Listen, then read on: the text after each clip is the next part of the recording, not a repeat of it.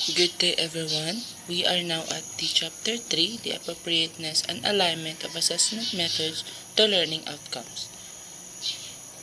So the reporter are me and John Steve C. Cabrillas.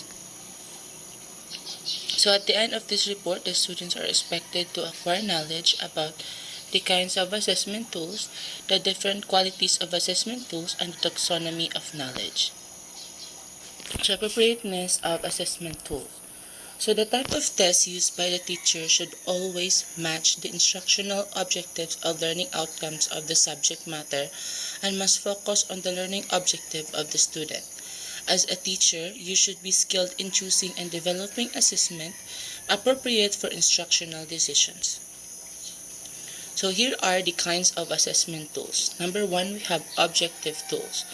When we say objective tools, it is a type of test that requires the student to select the correct response from several alternatives or to supply a word to answer a question. So it may include true or false, matching type, and multiple choices. So objective refers to the scoring that indicates that there is only one answer to a question. Next is subjective tools. Subjective tools is a type of test that permits the student to organize and present original answer. So it may include short or long general question. So this type of test has no specific answer. Hence, opinion basis and certain facts and understanding must be in the opinionated answer. Next is the performance assessment. Performance assessment, according to Mueller 2010, it is an assessment in which students are asked to perform real-world tasks that demonstrate meaningful application of essential knowledge and skills. So appropriately, this performance assessment measures the learning objective, which focuses to the ability of the student to demonstrate skill or knowledge in a real-life situation. Next is the portfolio assessment. So it is an assessment that is based on the systematic, longitudinal collection of students' work created in response to a specific known instructional objectives and evaluated in relation to the same criteria. So that is according to Ferenczi 2001.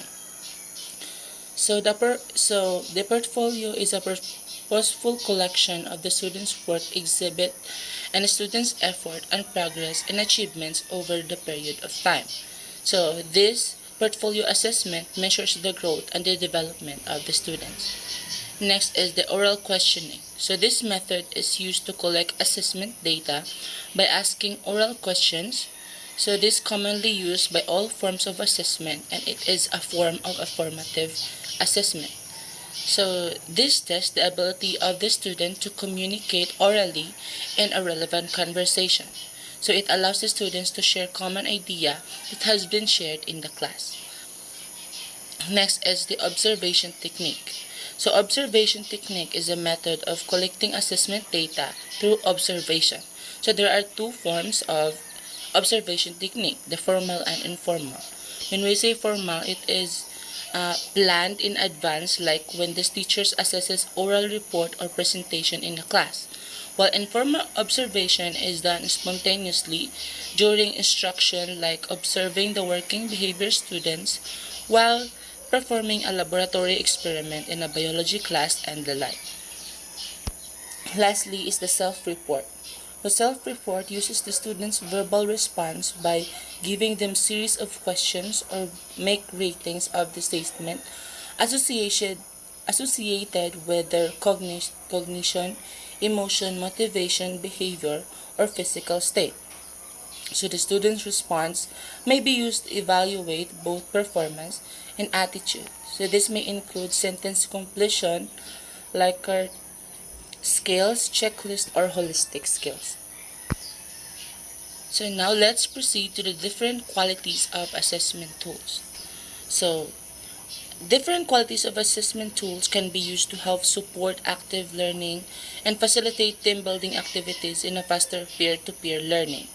So they also provide alternative assessment methods and can be used to check in on students' learning real time. So one of the different qualities of assessment tools is validity. When we say validity, it refers to the appropriateness of score based in inferences or decisions made based on the student's test results. Next is reliability. So it refers to the consistency of measurement, that is how consistent test results or other assessment results from one measurement to another. So we can say that the test is reliable, used to predict a practical test administered twice to the same group of the students twice with a reliability index of 0.61 above. So fairness. So fairness means that the test item should not have any biases. So it should not be offensive to any examined subgroup. So fairness can only be good if it is fair to all the examinees. Next is the objectivity. So it refers to the agreement of two or more raters or test administrators concerning the score of the student. So the raters must have the same or agree on a score or an answer. So if not, the lack of objectivity reduces the validity. As a continuation, we are now on the fifth qualities of assessment tools, which is the scorability. Scorability means that the test should be easy to score. Thus, this type of assessment, the direction for scoring should be clearly stated in the instruction. Next is the adequacy. So this type of assessment, it means that the test should contain wide sampling of terms to determine the educational outcomes or abilities. So the reason for this is so that the resulting scores are representatives of the total performance in the areas measured. And the next is the administrability. Administrability, it means the test should be administered uniformly to all students so that the scores obtained will not vary due to the factors other than differences of the student's knowledge and skills. And the last qualities of assessment tools is the practicality and efficiency. So this type of assessment, it refers to the teacher's familiarity with the methods used, time required for the assessment, complexity of the administration, ease of scoring, ease of interpretation of the test result, and also most importantly, the material used must be at the lowest cost. So in this type of assessment, the teacher should be resourceful in order for him or her to be able to maximize the materials needed. So, these are the qualities, and these qualities are significant in the learning outcome of the learners. Now, let's go to our third objective in which we will going to discuss the taxonomy of learnings. But before that, let me give you first a short definition on what is taxonomy. So taxonomy, it simply means classifications or structures. So therefore, learning taxonomies are classifications of learning. Since knowledge is multidimensional and multi-layered, taxonomies help segment and define its different layers and aspects. So it implies that taxonomy give us a meaning on a different dimension of our knowledge so that we can understand how every layer take part in our learning outcomes.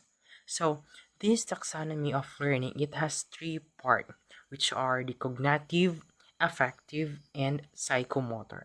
So the first one is the cognitive. Cognitive, it means to gain knowledge. So it also, its goal is to think. So it is the learner's ability to process information in a meaningful way. For example, this can be done through logical reasoning test and verbal reasoning test. The next one is the affective, in which it means to develop attitude and its goal is to feel. Thus, it is the learner's ability to use feelings that are a result of their learning process. So this is an assessment that focuses on students' attitudes, interests, and values. Example, listen to others with respect and responding to phenomena. And the last one is the psychomotor, in which it means to improve skills that is equal to do or to perform. Thus, it is the learner's ability to use motor skills to learn. So, this can be depicted in the form of performances such as role playing in active participation in a class, such as doing an oral recitation. So, these cognitive, affective, and psychomotors, these are the domains of learning characterized by learning behavior change. The father of taxonomy was Benjamin Samuel Bloom. He was born on February 21, 1913, and died on September 13, 1999. Bloom was born in Lansford, Pennsylvania, to an immigrant Jewish family. He was an American educational psychologist who made contributions to the classifications of educational objectives and to the theory of mastery learning.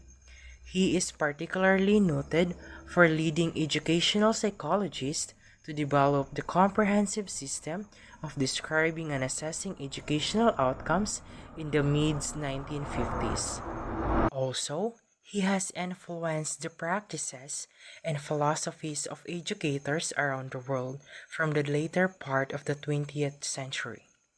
Bloom's taxonomy of learning is a hierarchical model that categorizes learning objectives into varying levels of complexity, from knowledge and comprehension to advanced evaluation and creation. So, this framework of Bloom was helpful to the teacher to understand the objectives of classroom teaching. Also, it guides teachers to change the complexity of the questions and helps students to achieve higher levels of hierarchy. And aside from that, it also helps to develop the critical thinking among the teachers. And also, it can provide a structure to help you think through your goals and objective, which then provide the basis for everything else in the course, particularly the assessment. Hence, Bloom's taxonomy is a classification of the different objectives and the skills that educators set for their students. To sum up everything that has been stated so far, the kinds of assessment tools, the different qualities of assessment tools, and the taxonomy of learnings, so those are the tools or strategies that reveal how the learners or students have learned what the teachers want them to learn. By building alignment between assessment and learning outcomes, it allows you to develop and communicate the pathway for students' learning progression.